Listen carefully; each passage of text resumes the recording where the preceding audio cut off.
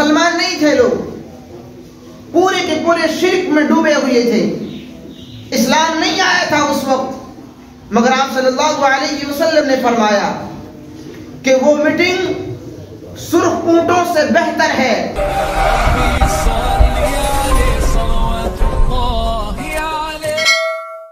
اسلام ایک انسانی زندگی کا مکمل ضابطہ ہے۔ انسانی زندگی کی صحیح رہنمائی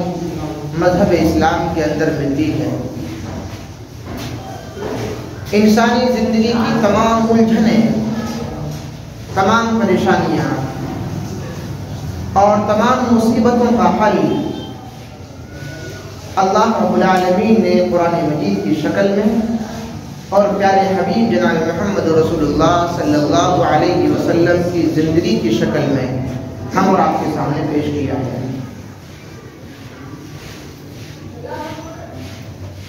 ہم اور آپ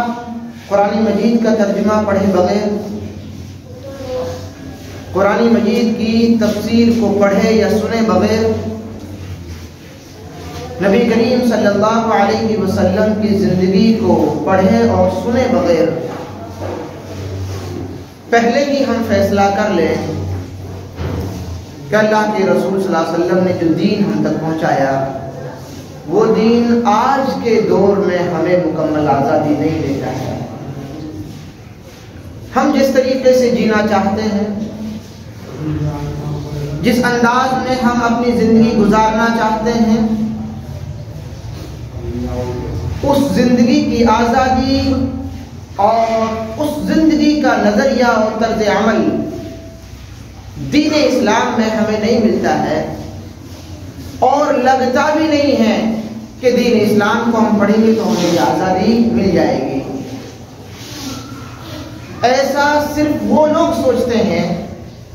جنہوں نے دین اسلام کو پڑھا نہیں ہے اور سمجھا نہیں ہے، جبکہ دین اسلام ایک ایسے وقت میں آیا اور اس کو پھیلایا گیا اور اس کو لوگوں نے قبول کیا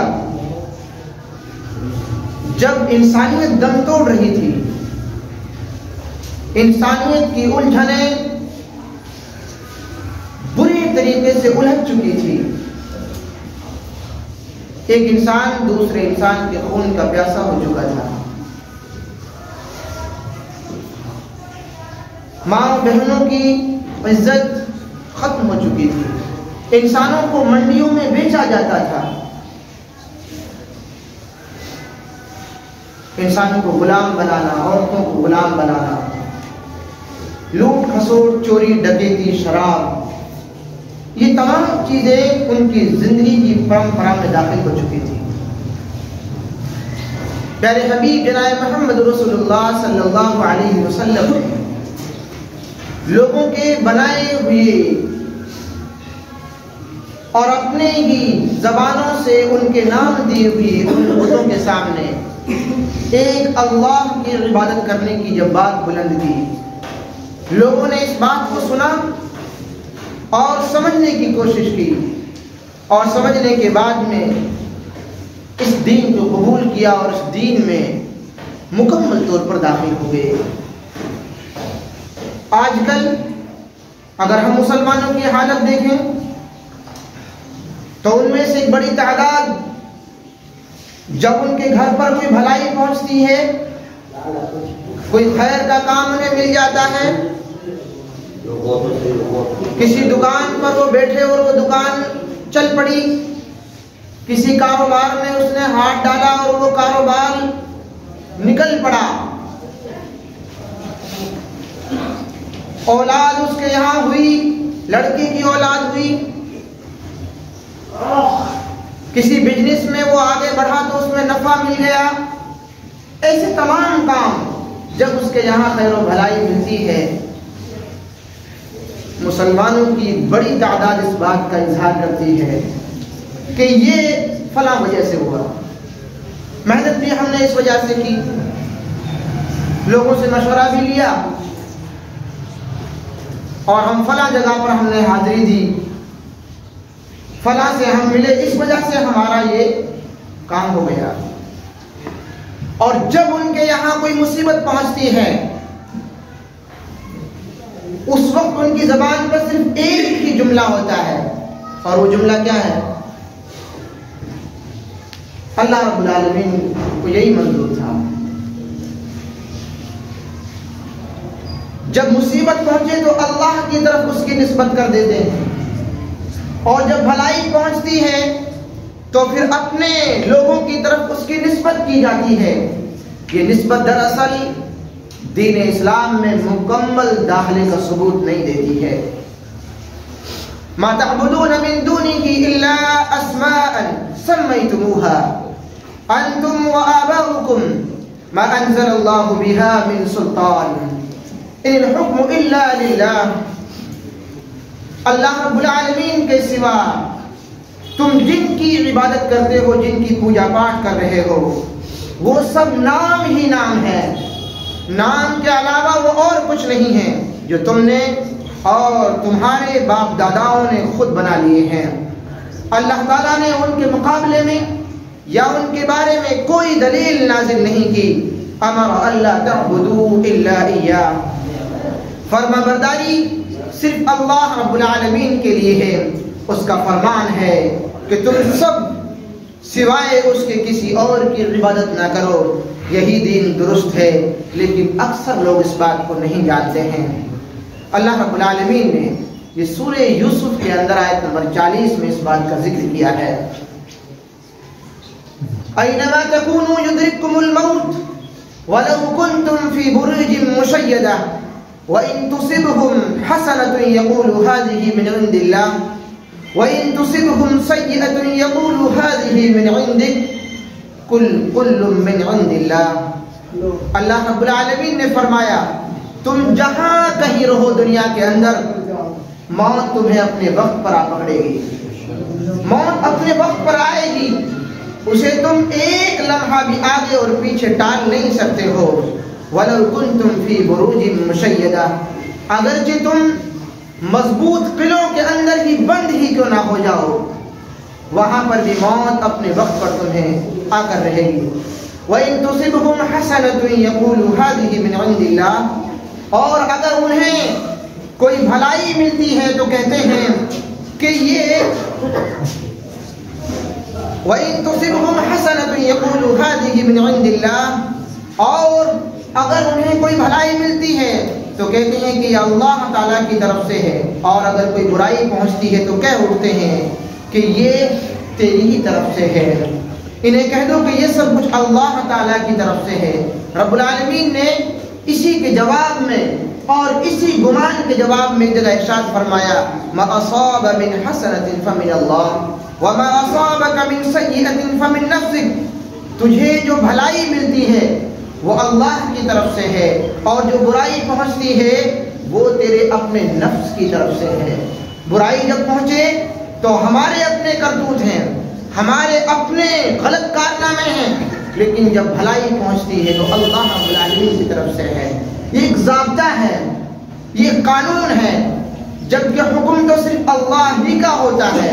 لیکن ہمیں برائی کی نسبت اللہ رب العالمین کی طرف نہیں کرنی ہے. برائی کا رشتہ اللہ رب العالمین سے نہیں جوڑنا ہے. یہ قرآن حکیم نے ہمیں سکھلایا ہے. قرآن حکیم کے اندر اس بات کا اشارہ بھی موجود ہے کہ یریدون ان یطفئوا نور اللہ بافواہہم ویأبی اللہ الا ان یتم نورہ ولو کرہ الکافرون. وہ چاہتے ہیں کہ اللہ کے نور کو، یعنی اللہ کے دین کو اپنے منہ سے بجھا دیں، منہ سے ایسی نفرتیں پھیلائیں، اپنی زبان سے ایسی گندی گندی باتیں بولیں، اپنی زبان سے دین اسلام پر ایسے ایسے الزام لگائیں کہ دین اسلام دب جائے، دین اسلام مٹنے لگے. یریدون ان یطفئوا نور اللہ بافواہہم، وہ اپنی زبانوں سے اس انداز میں گندگیاں بکتے ہیں کہ وہ دین اسلام کے چراغ کو بجھانا چاہتے ہیں. ان یتم نورہ ولو کرہ الکافرون. رب العالمین نے فرمایا کہ ہم اسی بات کہا کہ اپنے نور کو ہم پورا کر رہیں گے. اگرچہ یہ انکار کرنے والوں کو برا لگے، کافروں کو یہ بات بری لگے، ناگوار گزرے، مگر اس کے باوجود ہم دین اسلام کو غلبہ عطا کر رہیں گے. غلبہ پانے سے پہلے اور غلبہ حاصل کرنے سے پہلے ہم اور آپ کو دین اسلام میں داخل ہونا چاہیے، اور دین اسلام میں مکمل طور پر داخل ہونا چاہیے. قل ان صلاتي ونسكي ومحياي ومماتي لله رب العالمین. رب العالمین نے فرمایا کہ میری نماز اور میری قربانی، میرا یہ مرنا اور میرا جینا سب کچھ اللہ رب العالمین کے لیے ہے. جب ہم یہ سوچ لیں کہ ہمارا سب کچھ اللہ کے لیے ہے، اور یا ایھا الذین آمنوا ادخلوا فی السلم کافہ، اے ایمان والو دین کے اندر مکمل طور پر داخل ہو جاؤ،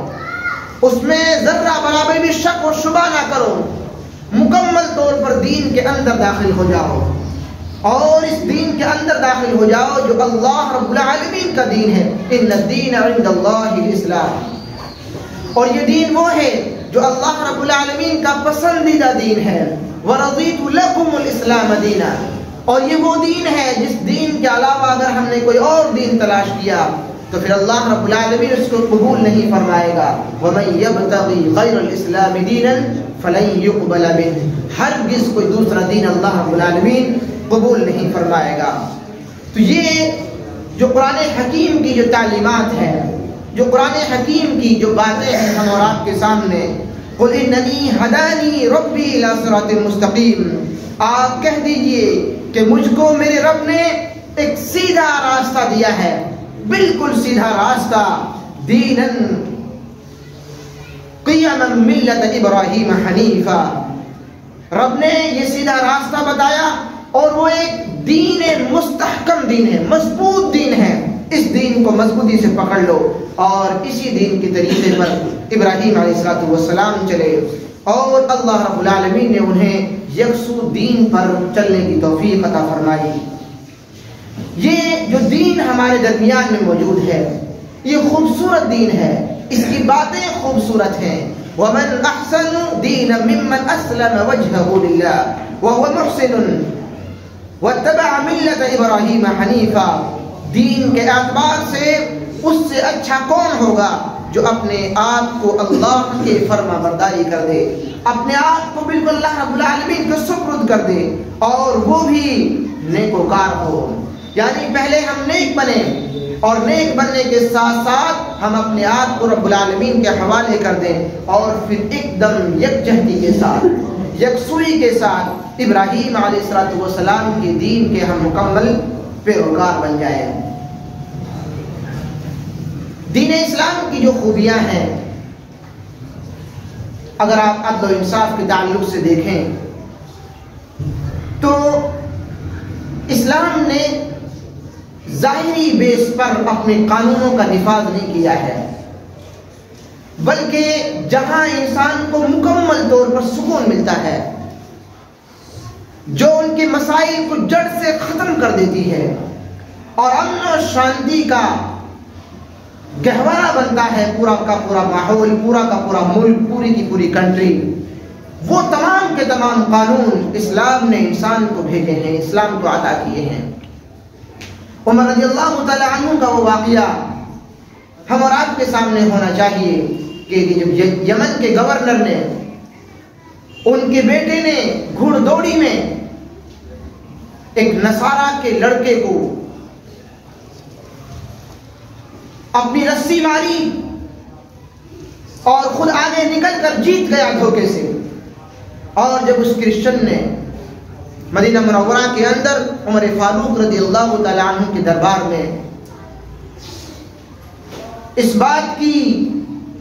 یاچکا درج کی کہ آپ کا گورنر اور اس کا بیٹا اس انداز میں ہمارے بیٹے کے ساتھ میں ظلم کر چکا ہے،